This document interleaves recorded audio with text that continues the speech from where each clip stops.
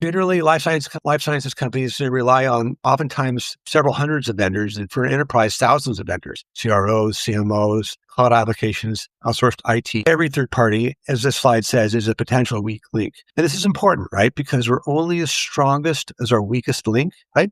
If the CRO goes down because of a ransomware issue, that has direct impact on you. No matter how good your first or your second party risk is, your CRO goes down because they have their own issues, all of a sudden you have a huge impact, right? And that's why it's no longer optional. It has been optional for a while. Boards have been asking more and more about what's your third party risk management program. Auditors are asking about it. And right now, ICHE 6R3 expects it. You need to have it. It's no longer an option, right? And they actually, the ICH regulation talks about a few things like that. Sponsor is responsible for oversight of all third parties. So your CRO isn't responsible for any issues that happen. They're not responsible at all. Sponsor is. And that's spelled out in this agreement. Okay. The sponsors are also responsible for ongoing monitoring and escalation of any cybersecurity issues with your third parties. And that includes also any subcontractors used by the third party. So the onus for this is actually very clearly defined. It's the sponsor. And so if something goes wrong with this, with the CRO or any of their subs, the sponsor needs to step up and deal with it. So in the TPRM world, vendors are broken down into 3 tiers. Tier 1 are your most critical vendors that would have material impact to your business if there was a problem with them from a cybersecurity perspective. So that would be, for instance, CROs and CMOs. It would be, from a quality perspective, any vendor which is handling GXP data or managing GXP data. Those are your tier 1 most critical vendors you have, okay? Tier 2 vendors are vendors that are important to the company, but aren't handling GXP data. And you could basically have a backup plan in place if for short term something happened with them. Tier 3 vendors are basically commodity vendors, medical supply houses supplying, say, class 1 medical devices, or commodity vendors like the Amazon.coms of the world.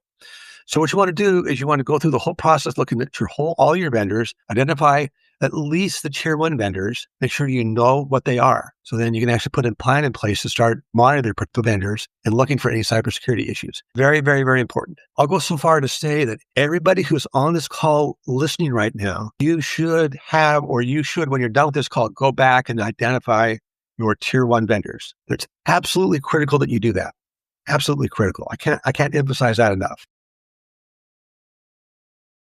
So interestingly enough, in April, just a few weeks ago, JP Morgan Chase, the CISO of JP Morgan Chase, a gentleman named Patrick, wrote an open letter to his third-party suppliers. This is a little bit unusual. I don't know that in my career I've ever seen this happen before, that a chief information security officer would write an open letter and publish it on the internet. He did this, and it's out there for anybody to see. What he's basically saying is that software vendors must prioritize security over rushing features, right? So over the past 3 years, JP Morgan has witnessed several incidents amongst its third-party providers. So it's forced JP Morgan to isolate compromised vendors and deploy substantial resources to mitigate threats. They've spent a lot of money and a lot of time dealing with the output of cybersecurity threats at third parties. So what they're saying in this open letter, and you can actually find it online, it's there. It's just published just a few weeks ago. Vendors must prioritize security over rushing features, right? It's great to have a vendor saying, hey, we can do all this cool AI stuff, which is nice. AI stuff's great. And that's the hottest thing out there right now. But you've got to prioritize security over rushing features. And from your perspective, I would say, and I'm going to be a little bit straightforward here, if a vendor can't meet your security and compliance standards, they should not be onboarded. Doesn't matter how innovative or how fast their solution is. If they don't meet your security and compliance standards, don't onboard them. The second item I want to point out is a company called DM Clinical Research. So they're a contract research organization. And in February of 2025, 1.6 million records were exposed online. And this happened because of a misconfigured password-protected cloud database. So just one single third party, in this case, created a huge privacy and compliance set of risks. So you need to know what's going on, which is what third-party risk management is about, is trying to get in front of these issues before they happen.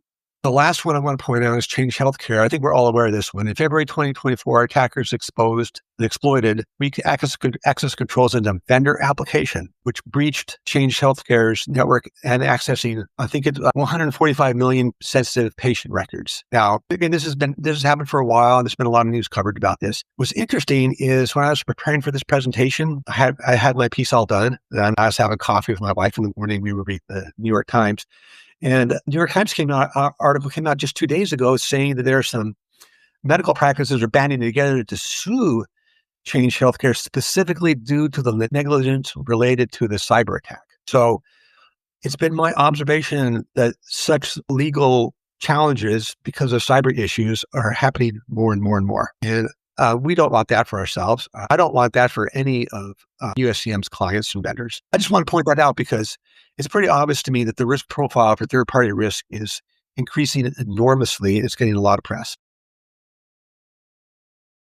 Yeah, and I can add a couple as well, but yeah, essentially the model is a centralized coordination model. Really, it doesn't necessarily the central hub necessarily doesn't own the entire process, but does own the standards in which the other functions are working against. So if you think about it kind of like as a wheel and spoke model, in the central area you have the governance function, and then at the outside of the spokes you've got your TPRM teams, your quality groups, your clinical groups, etc. R3 kind of makes it clear that the oversight must be structured, documented, and completely risk-based, and is going to require collaboration across the entire organization. So this varies from company to company, depending on how the company views risk and risk tolerance. So the way I have seen it generally happen is for tier one vendors, the ones that are the highest risk to the company that could actually hurt the company if there's a problem with that vendor, is do a yearly assessment on all your tier one vendors. Now, I've also come across companies that do them twice a year. So it really depends on your risk tolerance and your experience and your relationship with your tier one vendors. But at a minimum, I definitely would do it on an annual basis. In addition to that, if you see that there's something going on, either CROs say that there's some unusual behavior going on in terms of how they're responding to your requests about the data or some of the work they're doing, whatever that could be. If you need to do sort of a snap assessment just to make sure you understand what's going on, I would do it if you have the ability to do that kind of thing.